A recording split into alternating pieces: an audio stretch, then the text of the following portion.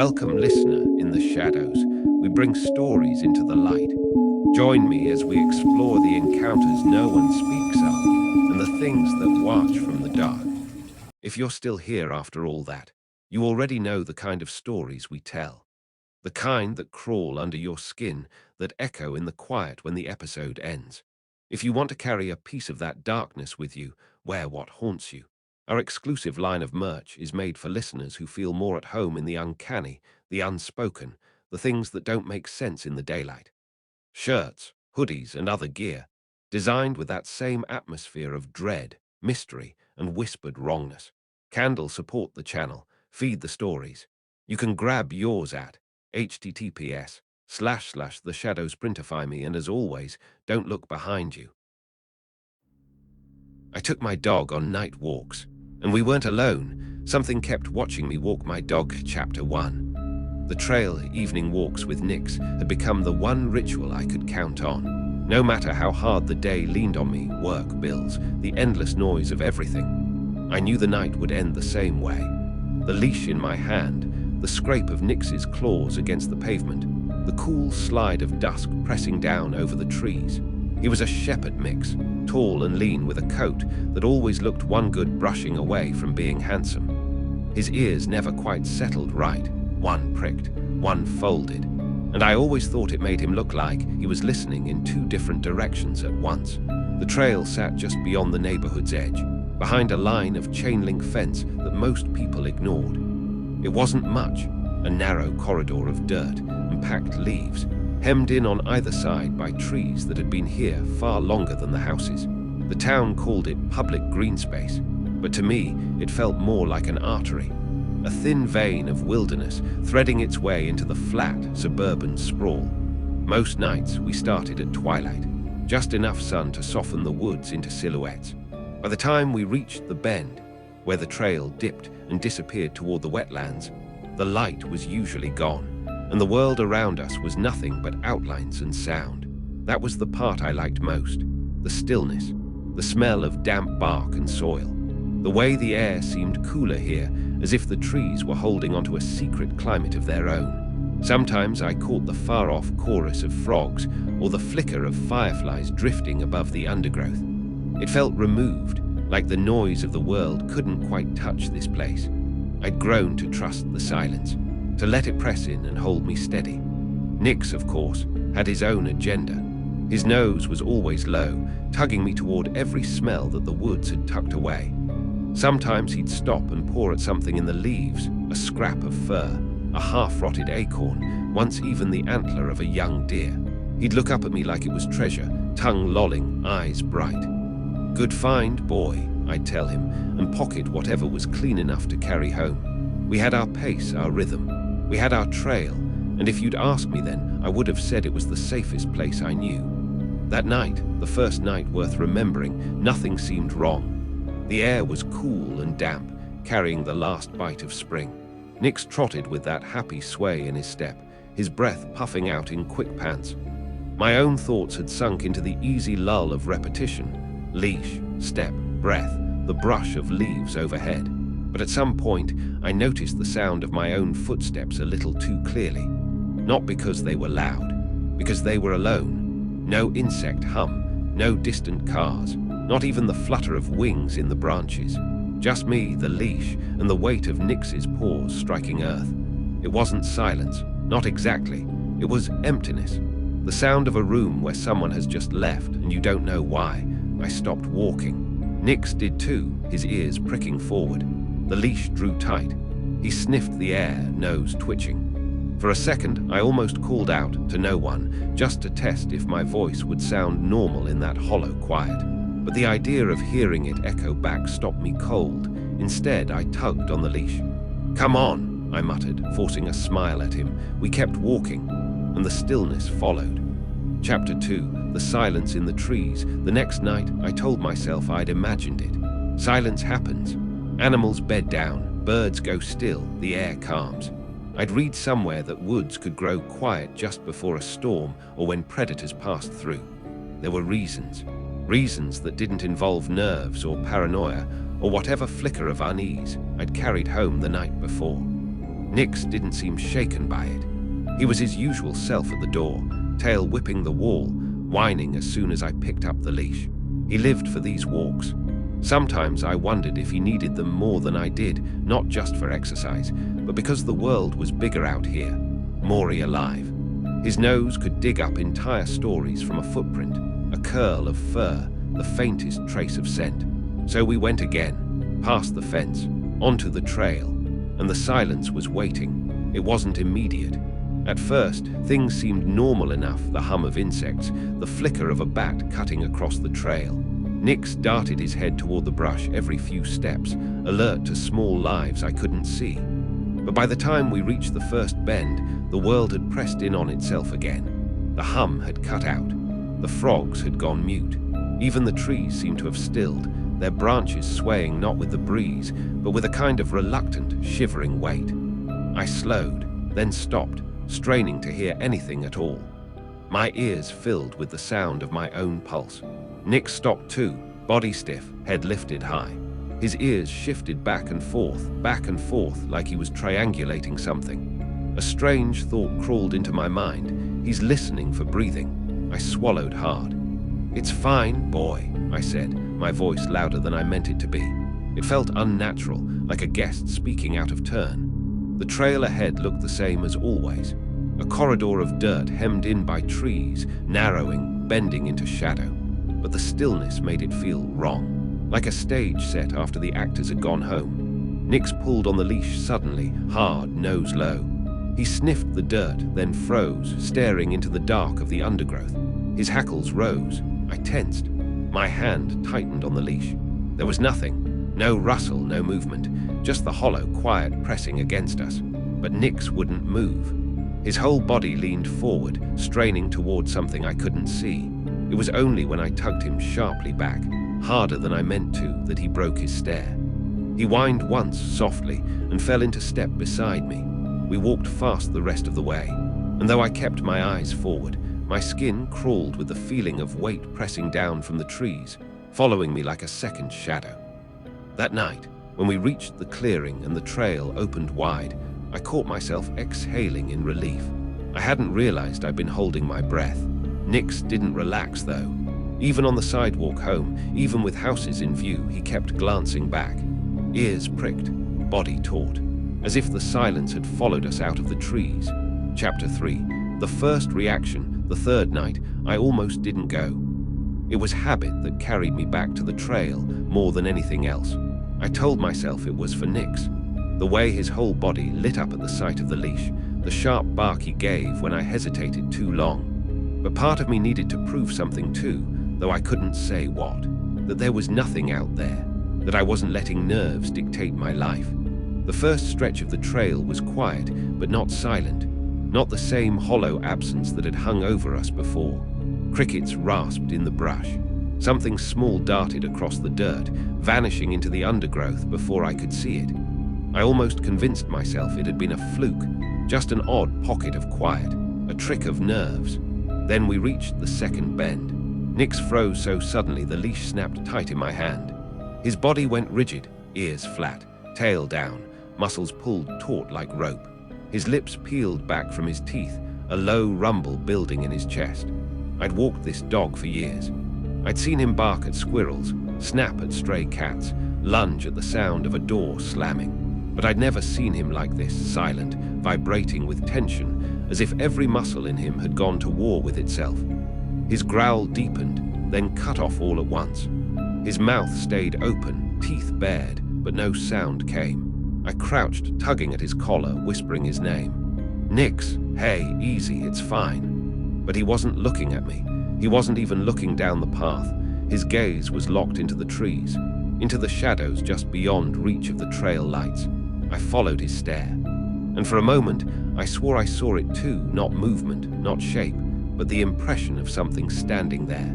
Like a figure you only catch when you're not looking directly, a smear of darker black against the night.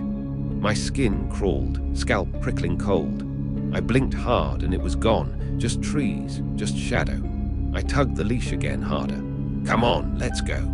He resisted, legs braced, claws scraping the dirt. When I pulled a second time, he finally relented, but his head never turned. Even as we moved forward, he kept his eyes locked on that same patch of dark, neck craned back unnaturally far. By the time we reached the clearing at the end of the trail, I was sweating despite the chill in the air. My hand ached from how hard I'd gripped the leash. We hurried home. That night, I thought about it while washing dishes, while brushing my teeth, while lying in bed listening to the steady weight of Nix's breathing at the foot of the bed. I kept telling myself it was nothing, a deer, a trick of light, a moment of animal instinct bleeding into my nerves, but Nix had growled without sound. He'd strained toward nothing with a force I'd never felt from him before, and the way his eyes had locked into the trees, it hadn't looked like fear, it had looked like recognition. Chapter 4, The Bend in the Path. By the fourth night, I'd made a bargain with myself. I'd walk the trail again, but I wouldn't stop. No slowing down, no listening too hard, no giving space for nerves to turn into shadows. Just a brisk walk, leash in hand, step after step until the clearing. Then home. Simple, and for the first stretch it worked. Nix trotted along beside me, nose low but relaxed, tongue lolling pink in the half-light. The air smelled of damp pine and soil. Crickets rasped, steady as a heartbeat. Everything felt ordinary. But when we rounded the first bend, I saw it. At first I thought it was just shadow, the way the trees closed in, the way the trail dipped. But the longer I looked, the more wrong it seemed. There was a section of darkness that didn't belong. Not just dim, not just shaded, empty. A black that swallowed depth, like staring into a hole in the world. The rest of the trail blurred naturally into shadow and starlight, but that one patch was absolute. Hollow, I tried to keep my pace steady. I told myself it was just the shape of the trees, the way branches overlapped and knotted together overhead.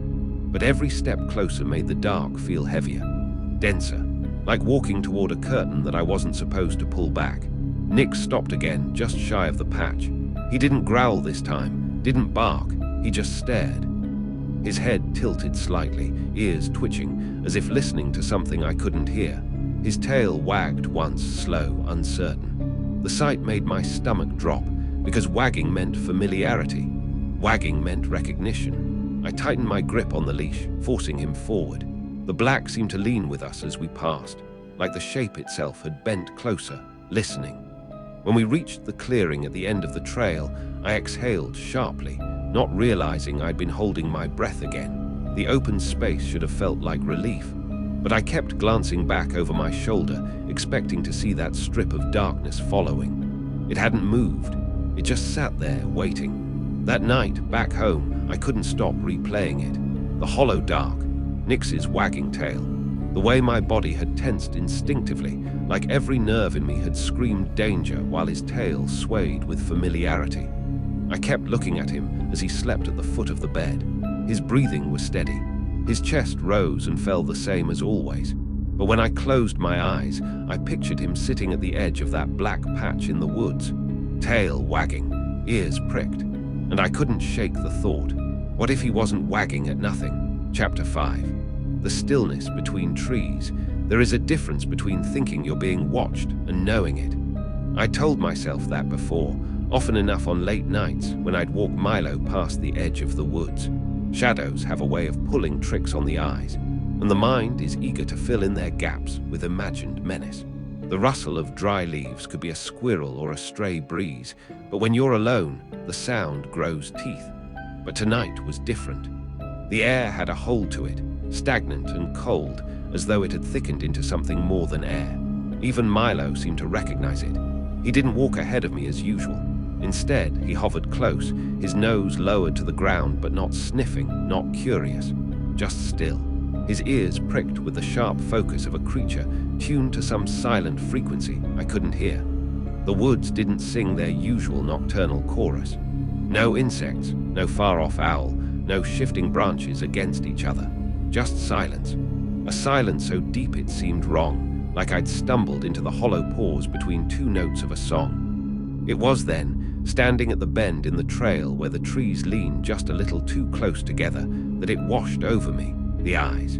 I can't explain it as a sight. It wasn't like catching a movement, a figure, or a face hidden in the timber. It wasn't even like seeing a shape in the distance. It was weight, pressing on me, centering itself in the hollow of my chest and between my shoulder blades. It told me exactly what my eyes couldn't prove. Something out there had me in its focus. I froze. Milo froze with me, as though he'd been waiting for the moment I noticed. His body stiffened, and he gave a low sound, half growl, half whine, that vibrated against the leash. I scanned the trees. I let my gaze linger on every dark space, every vertical shadow that might have been bark or might have been legs. The longer I looked, the less I trusted my sight. There was a suggestion of a figure far back between two oaks, taller than it should have been, with something like a shoulder rising unevenly. But when I blinked, it was gone, or maybe it was never there at all. I whispered Milo's name, more for myself than for him, and tried to move forward.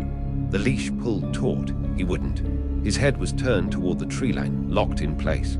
Whatever he saw or sensed was beyond me. And then came the noise. A single crack, sharp and deliberate, like a dry branch giving way beneath weight. Not the scatter of a small animal, not the natural fall of rotted wood. This was a step. I felt my stomach twist. That sound belonged to something bigger than me. My first instinct was to run, to drag Milo back down the trail and pretend none of this had happened. But a heavier instinct kept me still. The kind of instinct that says, don't run, don't show it your back, don't invite the chase. The woods stretched around me, darker than usual, deeper than usual, though I knew they were the same trees that had been there for decades. Yet in that moment they felt endless, watching, breathing. The silence closed back in, heavier now after the sound. The kind of silence that seems to say, you heard right. You were not mistaken. I forced my legs to move. Just one step, then another, until the leash went slack and Milo reluctantly followed. I didn't run. I didn't look back.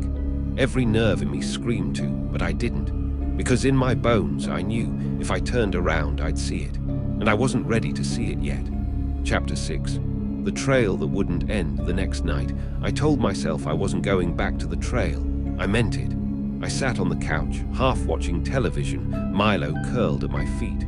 I even tried to distract myself by scrolling my phone, telling myself there was no reason to test the woods again. Not after the silence, the weight of those eyes, and that single crack of a branch. But Milo wouldn't stop pacing. He circled the door. He scratched at it twice. He whined with that low urgency he only used when he needed to go out. He wasn't restless. He wasn't asking for play. He was insisting. And every time he turned toward me, his eyes looked glassy in the lamplight, as though he was pleading. Against everything in me, I clipped the leash to his collar. We stepped outside. The night air felt colder than the day had earned, and there was no breeze to account for it. The stillness I'd felt the night before wasn't gone. It clung to the street, the grass, even the breath I exhaled.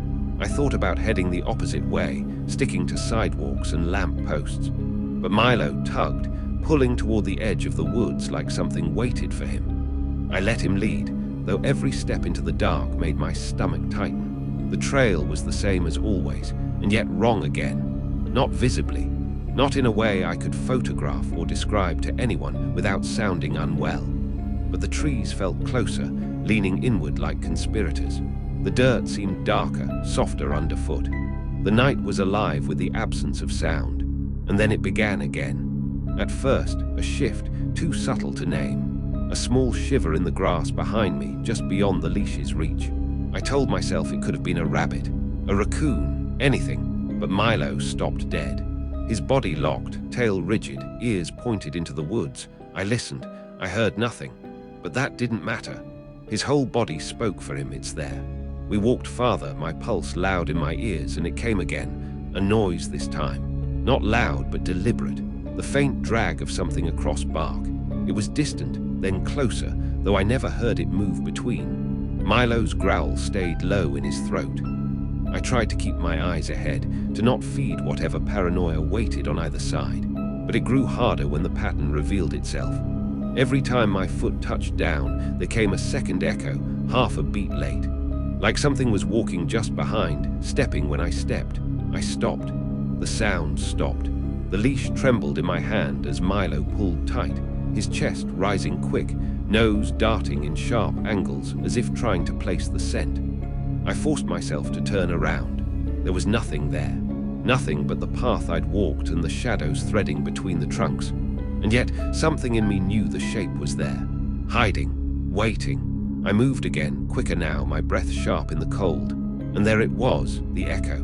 That second step, always a little late, always timed to mine. By the time we reached the break in the trees where the trail curved toward home, Milo yanked forward like he was escaping. I didn't fight him.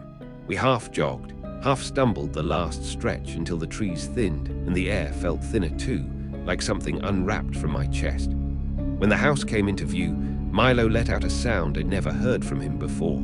A single short bark, not at me, not at the door, but at the woods behind us. Like he was telling it, "We know you're there." I didn't look back, not that night. But the knowledge burrowed in. Whatever followed us wanted me to know it existed, but not to see it. Not yet. Chapter 7. The half-glimpses. Sleep became difficult. Not because of nightmares, though those came later, but because Milo wouldn't rest. Every sound made him stir.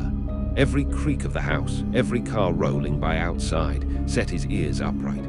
More than once, I woke in the middle of the night to find him sitting by the window, his silhouette stiff, staring out at the tree line as though waiting for something. I told myself dogs were sensitive. I told myself it was just deer or raccoons or nothing at all.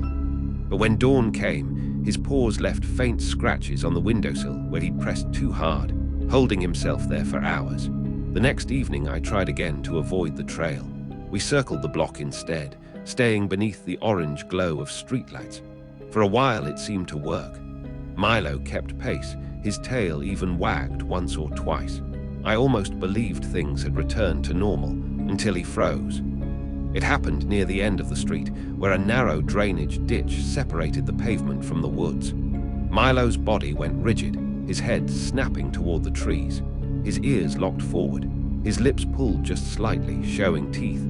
I followed his gaze, scanning the dark. At first I saw nothing, just the same lattice of trunks and brush I'd seen all my life.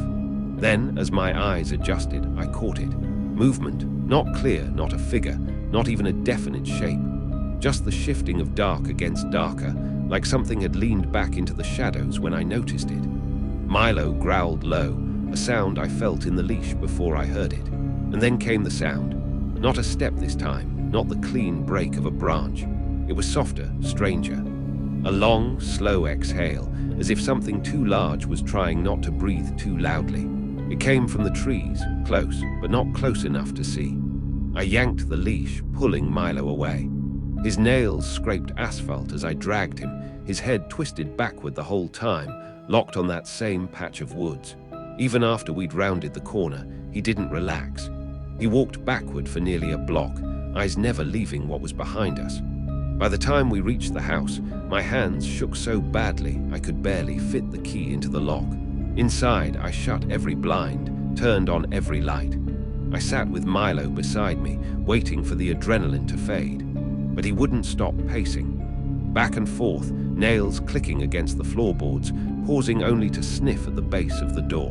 That night I swore I saw it too. Not outside, inside. In the reflection of the living room window, just for a blink. Milo's reflection beside me. My own, pale and shaking.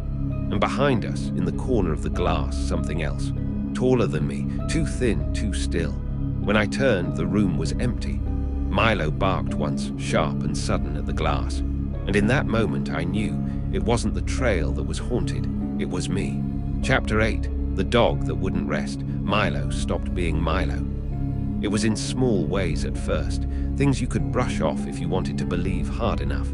He stopped carrying his toys from room to room. He no longer flopped beside me with that easy heaviness, snoring through the evening. Instead, he patrolled. His nails carved faint arcs in the wood floors as he moved, restless, always listening, always pausing at the door. At night, he wouldn't lie down until exhaustion forced him. He'd stand at the foot of the bed, facing the door, tail down, head low. Every so often, he'd rumble in his chest, a growl so faint I almost mistook it for the sound of my own heartbeat in my ears. The longer it went on, the more it ate at me. I started jumping at ordinary things. The hum of the fridge, the click of the heat turning on, the brush of branches against the siding. Every sound felt like a message, some signal I couldn't decode. When Milo stiffened, I stiffened. When he growled, I found myself whispering into the dark, "I hear you too. I know you're there," but nothing answered. I took him out earlier and earlier, trying to beat whatever presence seemed to follow us. Yet no matter the time, dusk or deep night, Milo behaved the same. He would tug toward the woods as though drawn, only to stop short and lock his body, tail stiff, nose lifted, ears forward, watching, waiting. One night, I made the mistake of following his gaze too long. We were standing by the curve of the trail, the same bend where I'd felt those first eyes weeks before. Milo's entire body was taut, angled toward the trees. His growl was constant now, a vibrating line through the leash. I forced myself to look where he looked, to stare as unblinking as he did. At first, nothing, then too much. The longer I stared, the more certain I became that something was there, hidden just at the edge of visibility. A shape not quite aligning with the trunks around it, an absence where there should have been depth. I blinked and it shifted, or maybe I imagined the shift, but either way the certainty filled me. It was watching back. I had to drag Milo away. His paws dug into the dirt like he meant to anchor himself there. His growls broke into short barks, violent and sharp, until we reached the streetlight and he quieted, panting, eyes still locked over his shoulder. When we got home, he refused to drink. He sat by the door for hours, staring at the crack beneath it. That was the first night I dreamed of it. Not a dream with clarity, not a nightmare I could retell in neat detail. Just impressions. Standing in the trees, too many branches bending toward me. Breathing that didn't come from my own lungs. Eyes, always eyes, pressing against me like a hand. I woke with the leash still looped in my palm, my hand cramped tight around it as though I hadn't let go all night. Milo was still at the door, awake, trembling in the dim light. And for the first time, I wondered which one of us it was following, me or him. Chapter 9, the first marks. It was Milo who changed first. I noticed it the following morning in the kitchen. His food bowl sat untouched. Normally he wolfed down breakfast, tail wagging hard enough to knock against the cabinets. But this time he only stood over it, sniffed once, and turned away. His body was stiff, his head angled toward the sliding glass door that looked out on the backyard. I tried coaxing him, treats, hand feeding, nothing worked. His eyes flicked to me only briefly, apologetic almost, then back to the glass. Watching, always watching. By the second day he wouldn't eat at all. His ribs pressed sharper beneath his fur. His energy dimmed, but not his vigilance. He still paced the perimeter of every room, circling windows, stopping to growl at blank corners, as though something stood there unseen. Then came the scratches. I found them one evening when he rolled to his side on the carpet, exhausted. 3 thin marks scored along his flank. Not deep, not bleeding, just raised lines, as though something with long nails had pressed against him and let go. At first I thought he'd caught himself on a fence post or brambles during a walk. But the more I looked, the less sense it made. They were too clean, too evenly spaced. Not jagged like thorns, not accidental. When I touched them, Milo flinched and gave a sound I'd never heard from him before. Not a growl, not a whine, but a choked yelp, sharp and terrified, like the memory of whatever had done it was still alive in his body. That night I barely slept. I left every light on, every curtain drawn tight. I moved Milo's bed into my room, though he didn't use it. Instead, he sat by the door, head low, hackles raised, staring at the bottom gap like he was waiting for it to widen. The scratching came after midnight, not from him, from outside. At first faint, like something brushing against the siding. Then sharper, deliberate, claw against wood. Long, dragging strokes. Milo exploded with barking, hurling himself at the door. His body slammed against it so hard I thought the frame might give. I pressed my back against the wall, every nerve in me firing at once, unable to move, unable to breathe. The sound went on for maybe a minute, maybe less. Time bent in that silence between each scrape, and then it stopped. Milo pawed the door for nearly an hour, whimpering low, before curling against it like a guard dog at a grave. When morning came, I opened the door just enough to look. The wood was unmarked, not a scratch, not a dent, but Milo's flank had a second set of lines, deeper this time, and and I couldn't shake the thought that whatever was outside hadn't been scratching the house. It had been scratching him, through the walls.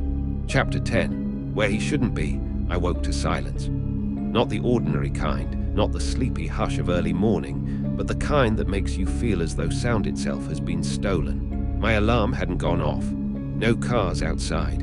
No hum of the refrigerator. Nothing. The bed was cold beside me. Milo wasn't there. At first, I thought he'd gone back to his usual spot near the door. But when I sat up, the doorway was empty. My heart lurched. Milo never left my side anymore, not unless something drew him. I called his name. Nothing. I checked the living room. Empty. Kitchen. Empty. Panic crawled in, slow and jagged. I searched every room. The leash still looped in my trembling hand, like I had been clinging to it even in my sleep. I found him in the basement.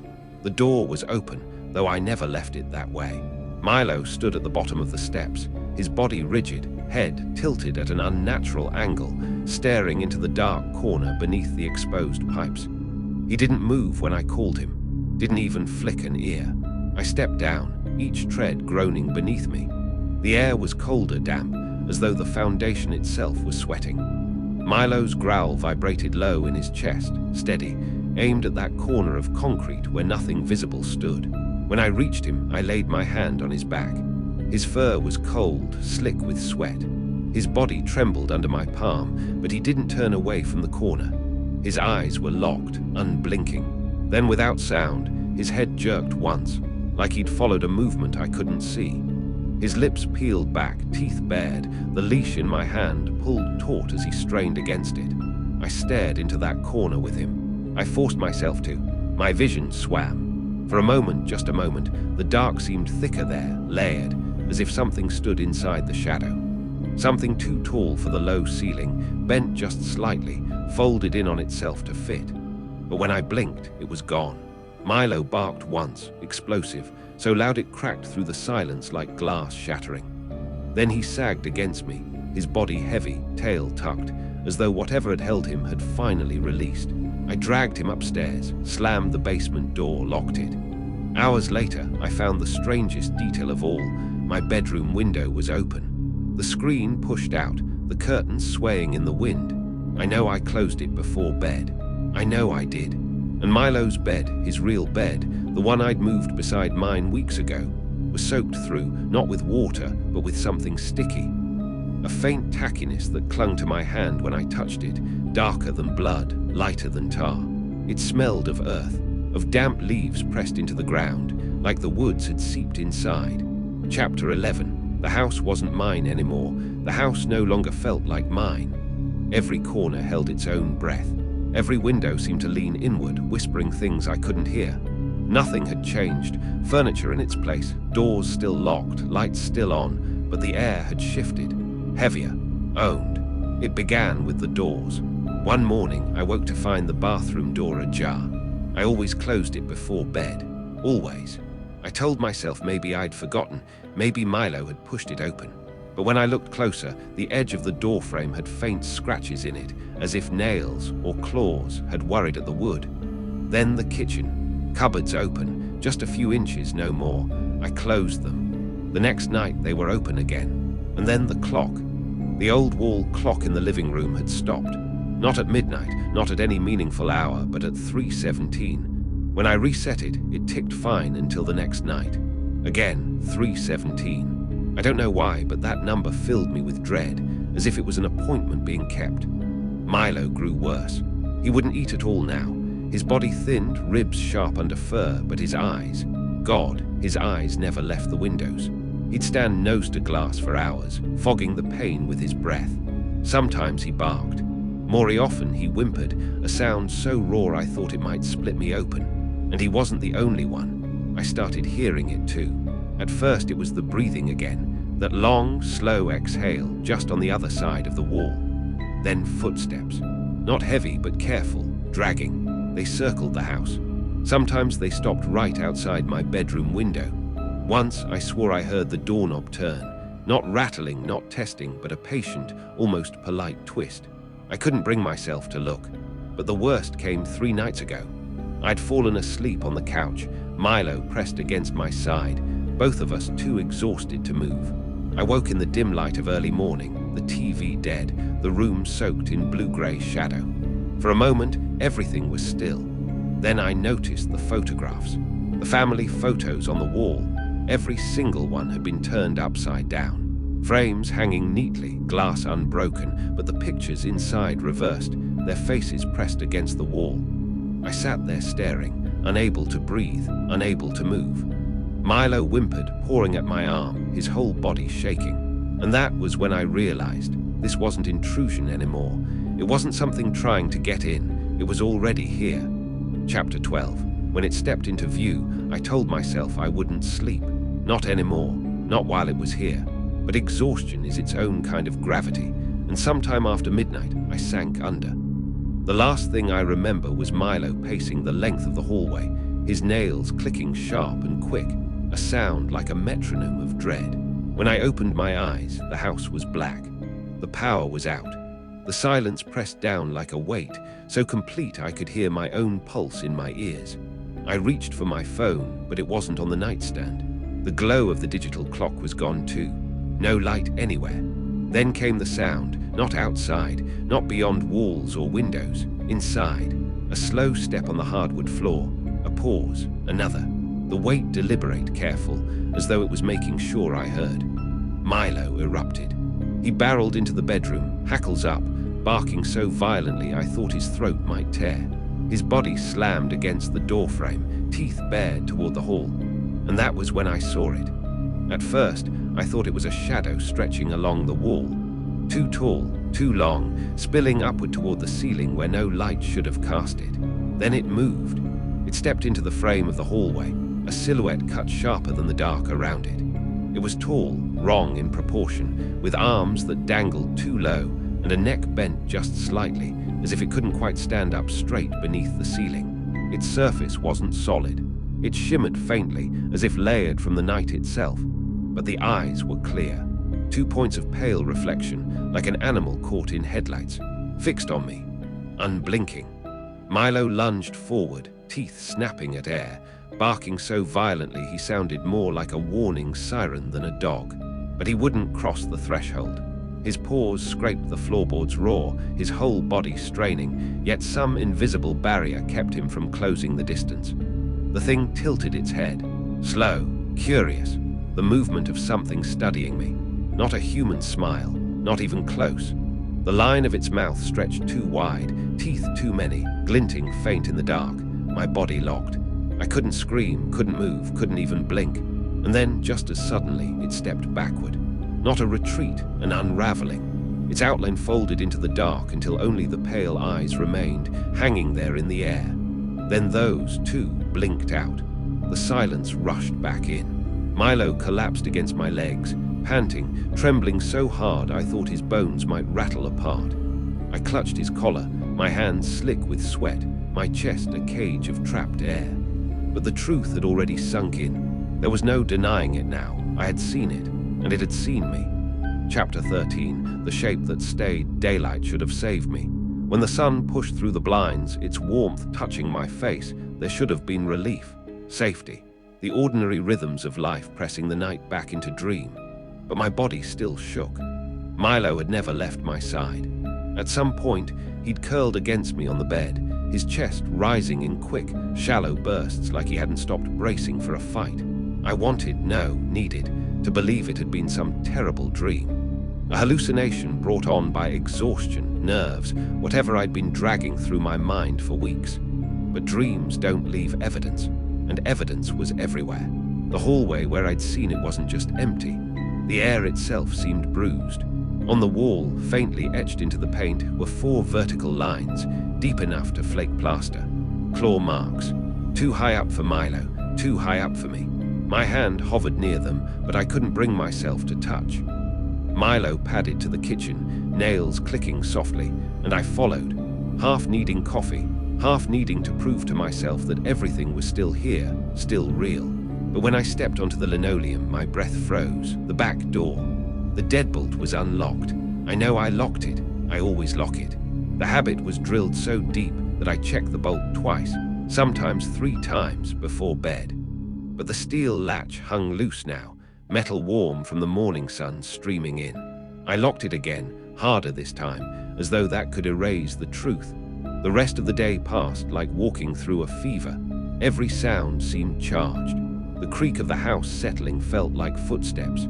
The hum of the fridge turned into low breathing. My own reflection in the window startled me, pale and hollow-eyed, like something was staring back that didn't belong. By afternoon, I tried convincing myself I'd imagined it all, that the scratches were old damage, that I'd forgotten the bolt in my fog. I whispered excuses under my breath, repeating them like a prayer. But Milo refused his food again. He just sat at the edge of the kitchen, watching the back door with a steady, miserable stare, throat rumbling, with the soft growl of an animal who knows something is still outside. And when I finally gathered the nerve to walk the path with him that evening, something worse waited for me. Every 50 feet, the trees bore fresh markings, thin gouges, parallel, running waist-high, as if something had dragged its claws across bark all along the trail. They hadn't been there the day before. I stopped walking, fingers tight on Milo's leash. And it was in that silence, in the too-still hush of the woods, that I realized what chilled me most. The feeling from last night wasn't gone. It was still watching, even under the sun. Chapter 14, The Quiet Faces. I thought about telling someone. After the scratches, the unlocked door, the thing in the hall, I couldn't keep it inside anymore. My nerves were thin threads ready to snap, and Milo was wasting away from fear. I needed someone to look me in the eye and tell me I wasn't losing my mind. So I tried. The first was Mrs. Carter, the older woman who lived 2 houses down. She'd always been chatty before, happy to linger on the sidewalk when she spotted Milo. That morning, she was pruning her rose bushes, humming softly. I walked over, rehearsing the words in my head. Something's wrong out here. Have you noticed anything? Strange sounds maybe, scratch marks on the trees. But when she saw me coming, the humming stopped. Her hands stilled, pruning shears frozen midair. She gave a thin smile, too thin, and said, "Morning. Lovely day." Her eyes flicked past me, not at me but over my shoulder into the tree line. Then back, quick, too quick. I asked anyway. I told her I'd been hearing things, that Milo wouldn't settle, that I thought maybe some animal had been moving close to the houses. Her smile didn't move, but her fingers tightened on the shears. The metal creaked. "Oh, I wouldn't worry about that," she said, flat and clipped. "Dogs bark at shadows, always have. Best thing is to keep walking, dear, don't stop." Then she turned her back to me, just like that. Conversation over. The next was the mailman. I waited by the box when I heard his truck groan down the road. He looked tired, like he always did, but when I tried to ask if he'd ever felt like someone was following his route, he gave me nothing. A blank stare, lips pressed tight. He slid the letters into my box without a word, then climbed back into the truck. I watched him go house to house. At each stop, he did the same. No waves, no smiles, just the robotic delivery of envelopes. But what struck me hardest was the way he never once looked at the woods. He kept his gaze nailed to the ground, like a man afraid of what might stare back if he raised his head. Even the kids had changed. The group that used to ride bikes past my street didn't laugh or shout anymore. They pedaled hard, eyes forward, as if racing an invisible finish line.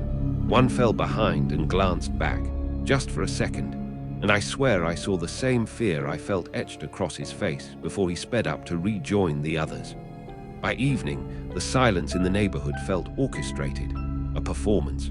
People out mowing lawns, watering gardens, pretending at normalcy, but never talking, never lingering, never stepping too close to the woods. And when I tried once more, this time with my next-door neighbor, Tom, who'd always been friendly, he cut me off before I could finish my sentence.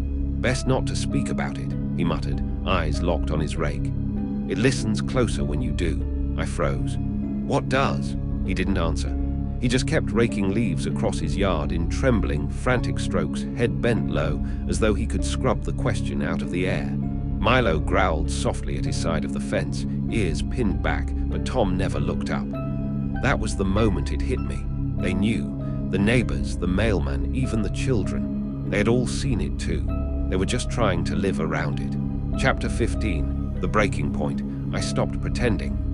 There was no use anymore, no sense in keeping up the fragile little rituals of denial. The neighbors could keep their false smiles, their closed mouths, their warnings tucked behind clipped hedges and lowered eyes. But I couldn't. Something was breaking inside me. Milo had stopped eating entirely. He paced at night, back and forth, until his nails wore raw spots in the wood. His ribs were showing now, his coat patchy where tufts had fallen out. Sometimes he'd whimper softly, staring at the back door like he was pleading with it. Other times he'd bark at corners, at walls, at empty space, his body rigid with terror I couldn't soothe. And me, I hadn't slept more than an hour in 3 days.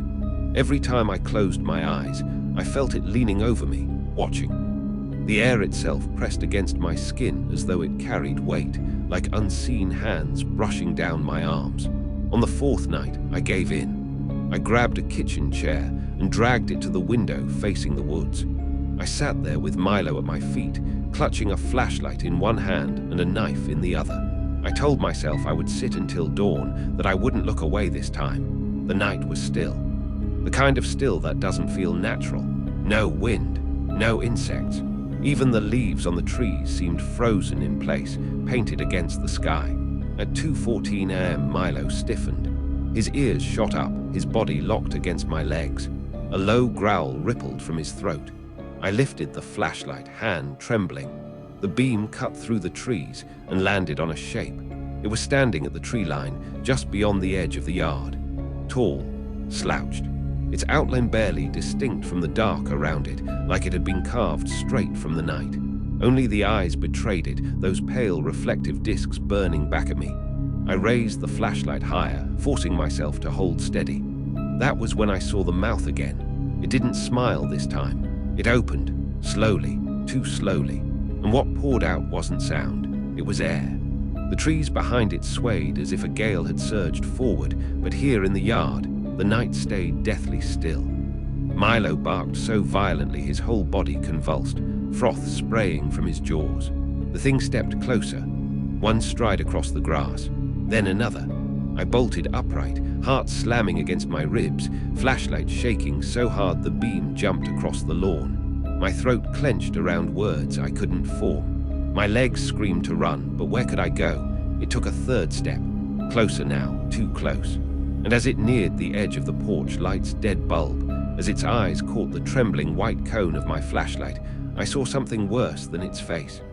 I saw the marks on the ground, footprints, dozens of them, leading from the trees, leading up to my porch, leading to the very chair where I sat. My knees buckled. The flashlight clattered to the floorboards. When I scrambled to grab it, the beam caught nothing but the grass. The shape was gone, but the footprints remained. Chapter 16. What it wanted. I didn't run. I couldn't.